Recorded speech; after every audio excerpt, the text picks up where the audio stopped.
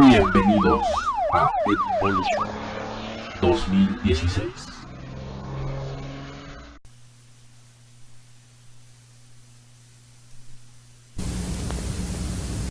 Un día iban caminando por una campiña inglesa y le dice Frank, imagínate por un instante que los habitantes de otro planeta descendieran de pronto sobre esta parcela y comenzaran a marchar sobre nosotros.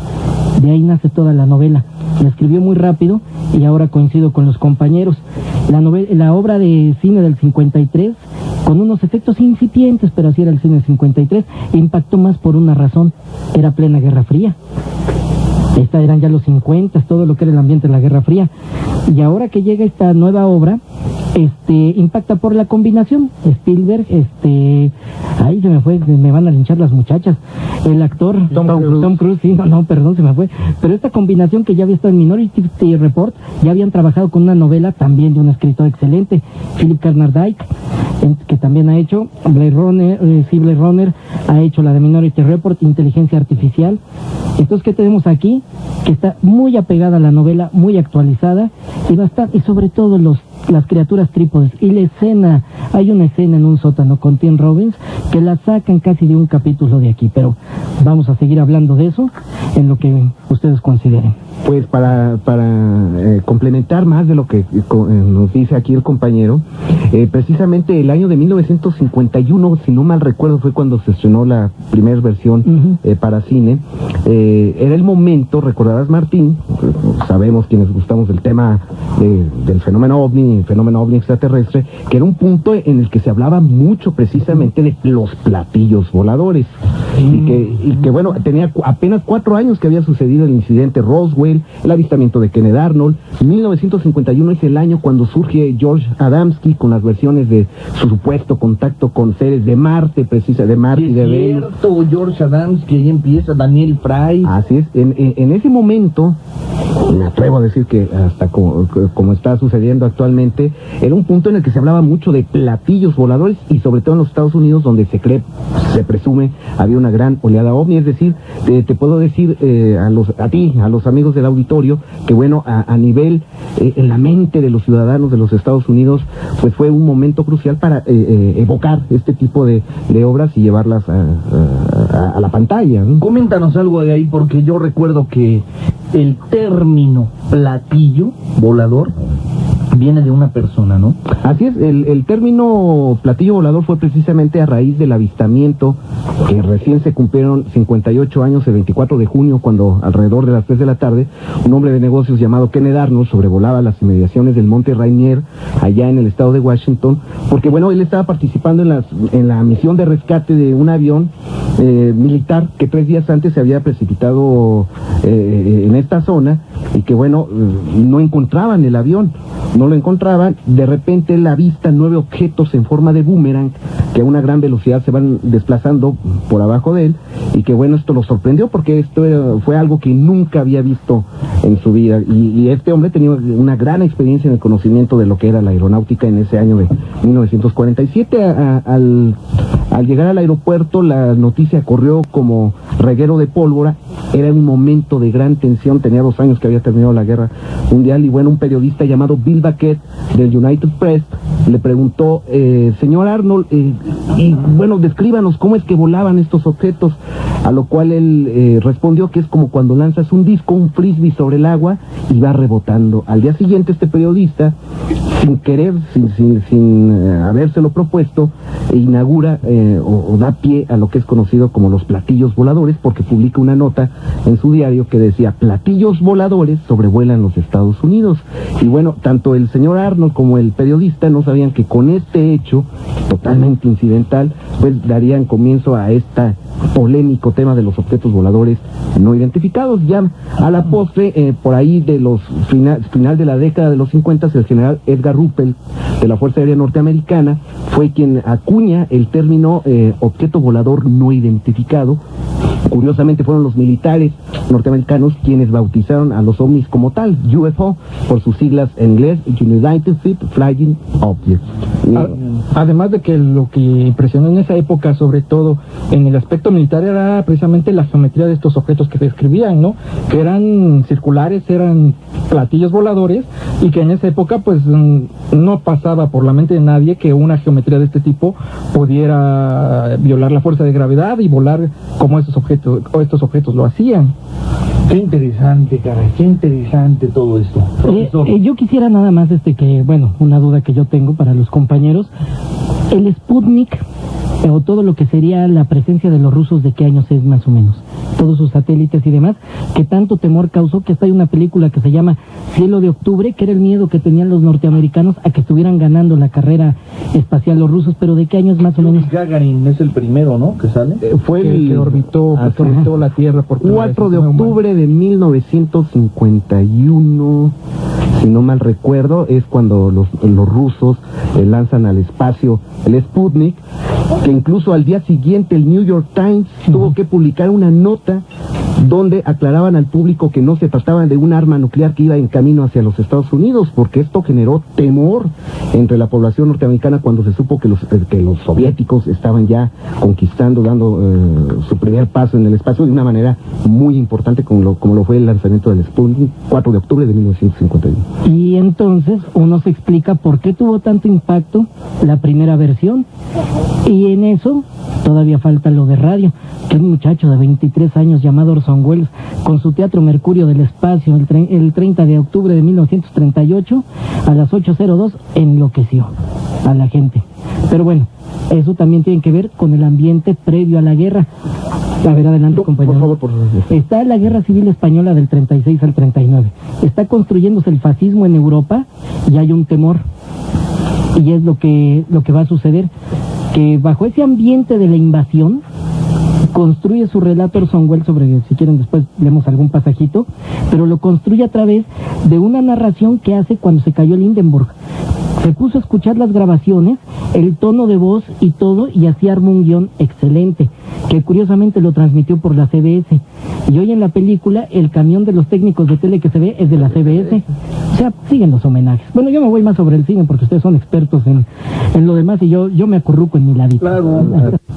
Interesante. Tú ibas a comentar algo cuando el profesor estaba hablando. Así es, porque vimos ya la película y empiezan a surgir estos detalles interesantes, como lo que descubrió nuestro amigo Bastarrachea, en el sentido de la camioneta, ¿no? Es esa evocación de elementos antiguos y que le dan vida a y sustento a la película. Ahora, algo que estamos también comentando con los compañeros es que, por ejemplo, lo que sucedió en el mes de octubre, en el mes de noviembre de 1938, con la emisión de La Guerra de los Mundos, la emisión radiofónica. Perdón que interrumpa. Sí. ¿Pero qué fue lo de la camioneta?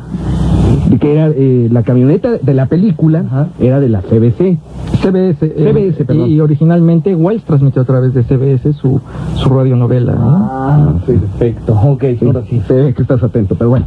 ¿Qué no lo comentaste? Lo comentó el profesor antes de irnos al corte. Ah, bueno. Entonces, sí, estaba cuidando el corte. Pero bueno, el elemento fundamental de la radionovela es que era un psicodrama. De alguna manera, Orson Welles, el productor de la radionovela, utilizó muy bien los elementos de la novela y la llevó a cabo a tal grado que sabemos las consecuencias de esta emisión. Steven Spielberg, en esta nueva versión 2005 de La Guerra de los Mundos, también hace ese llamado al terror psicológico, al oír cosas, ruidos, y no los estás viendo y te causan temor, te causan miedo, a lo cual, como estábamos comentando hace unos momentos, pues quiero decir, hace 8 días comentábamos que iba a ser muy interesante ver el trabajo de Steven Spielberg al tomar los elementos originales, tanto de la novela como de la radionovela, y sí lo hizo, al utilizar estos elementos de psicodrama, sí se apegó bien. Sí, porque cuántas escenas no tuvimos donde se oían ruidos, voces, el andar de estas máquinas impresionantes. De hecho, no sé si no las veíamos. De hecho, no sé si notaron que toda la película Desde que empieza la película, están hablando, van por ahí, todo se ve normal, pero de fondo se oye un... Sí. ¿No? Sí. Se va oyendo todo el tiempo en la película. Entonces, ¿qué está pasando? ¿Qué? ¿Por dónde? Y es un elemento auditivo. Sí, netamente Lo que hizo Orson Welles en 1938. Profesor. Y parte mucho de la idea de la novela, porque básicamente lo que busca Herbert G. Wells es construir novelas que hablen sobre la pérdida de la paz. De ahí los diálogos que tenía con grandes escritores. Regresando a esta novela, hay un capítulo que habla de las batallas, cuando los ejércitos son derrotados, porque toda la idea es que el personaje va caminando y va viendo desolación, y hay un momento en que ve en una batalla donde el ejército más fuerte en ese entonces, que sería el inglés, es derrotado, y hasta lo dice Tim Robbins: esto es una carrera de hombres contra gusanos, estamos perdidos, es un exterminio. Y hay un momento en que da esa idea, y por eso luego hay batallas que no se ven tanto como uno quisiera. ¿Para qué? Si uno ya sabe el desenlace. Entonces, sobre esta idea de la paz, varía un poco Orson Welles, y se queda sobre todo con la apariencia de los marcianos en la primera parte, porque los marcianos llegan, según la novela, desde el capítulo 2. Llegan, es un cilindro que se abre, la gente se acerca y los empiezan a destruir. Y es ese momento donde él adapta la historia que sucedía en Inglaterra, la adapta a Estados Unidos, y bueno, antes de que acabe la transmisión, es que jugó tramposamente, porque había un programa de un ventríloco muy famoso, y Preg en otra estación, y como metieron un cantante que no le gustó a la gente, pues siempre la gente le cambia el dial, y entonces empezaron a escuchar la transmisión de él, pero él empezó la transmisión antes de que acabaran el show del personaje, el ventríloco. Entonces dijo: esta es una transmisión del Teatro Mercurio del aire, sobre una versión adaptada de fulano de tal, y ya no lo volvió a decir, y así se aventó varios minutos, y entonces jugó con el vacío. Por ejemplo, con el vacío jugaba así, que es lo que señala bien el compañero. Decía: y estoy viendo cómo salen unos tentáculos que destruyen un rayo ardiente. Han quemado a la gente, y se oye estática. Y hacía que durara más la estática, y era tanta la tensión que la gente salió en tropel de sus casas, y al otro día ya lo querían demandar, pero con tan buena suerte, y que tenía 23 años, que después se encerró a ver una película muchos meses, la de La diligencia de John Ford, y sobre la estructura de la diligencia, ya que conoce bien el lenguaje cinematográfico, firma su película en el 41, llamada El Ciudadano Kane, y después tuvo muy mala suerte, pero de todas maneras, era un infante terrible, pero dime. Pero como dice Kurosawa, si hay un buen guión, puede haber un mal director y saldrá una película regular. Si hay un buen guión y hay un director bueno, es una obra maestra. O sea, la historia ya está resuelta. Adelante. Aquí, también tú mencionabas algo de esa transmisión del programa anterior, ¿no? De cómo abre diciendo Orson Welles. Sí, así es como menciona nuestro compañero Bastarrachea. En efecto, fue ingeniosamente manejado. Y recordarás que hace 8 días incluso pasamos extractos de la grabación original, doblada en voz de nuestro compañero Álvaro Mezquita. Y que bueno, fue precisamente en un punto donde dice: estamos transmitiendo en un salón de baile. Estamos en un salón de baile, vamos a hacer una pausa, y continúa la música, y es ahí cuando empiezan a llegar esos boletines informativos de que el primero hablaba de una masa de gas. Sí, de una masas de gas expulsadas del planeta Marte, y que eran, que según el boletín fueron observadas por astrónomos profesionales. Pues con esta palabra, el científico de nombre tal vio extrañas bolas de fuego, pues obviamente esto habría el terror hacia los ciudadanos, ¿no? Que más que una autoridad científica para dar fe de algo extraño que estaba sucediendo en otro mundo, ¿no? Y de repente llegaban más boletines donde se hablaba de que ya Los Ángeles, Nueva York, Chicago, en fin, estaban siendo atacados. Fue en ese punto, Martín, que la audiencia ya estaba hipnotizada, literalmente, con este psicodrama, y salieron a las calles. Recordarás que leíamos la nota original del New York Times del día siguiente, que mencionaba que había gente que estaba dispuesta a luchar y a pelear en contra de los marcianos, un ejército que nunca llegó a la Tierra, y no obstante la gente lo dio por sentado. Y que bueno, ese sentimiento lo vemos precisamente reflejado en la película La Guerra de los Mundos, esta última que acabamos de ver hace unos minutos, donde vemos a la gente que atemorizada huye, un ejército que está dispuesto a encarar a estas huestes extraterrestres, y no obstante el final es el que todavía estamos tratando de entenderlo, ¿no? Compañeros, no sé qué opinan ustedes. Bueno, vamos a tomar la novela, y ahorita vamos por algún elemento, de que hay que recordar que Herbert G. Wells estudió ciencia, fue compañero de uno de los Huxley, nombre muy famoso dentro de lo que son los ambientes científicos ingleses y de la novela Como un mundo feliz. Entonces él, al saber de ciencias, nada más señala en la página 135 de la versión que yo tengo, precisamente el capítulo 2 de la parte 2, señala en un momento, cuando describe las criaturas, dice, no descansan porque usan maquinaria que no les permite gastar sus músculos.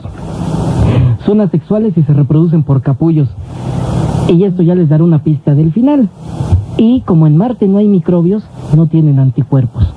Sería lo único que yo diría y que dice sobre todo Herbert G. Wells. Y viendo las cosas de ovnis y demás, parece que Jade Cole tuvo un encuentro muy cercano con unas criaturas.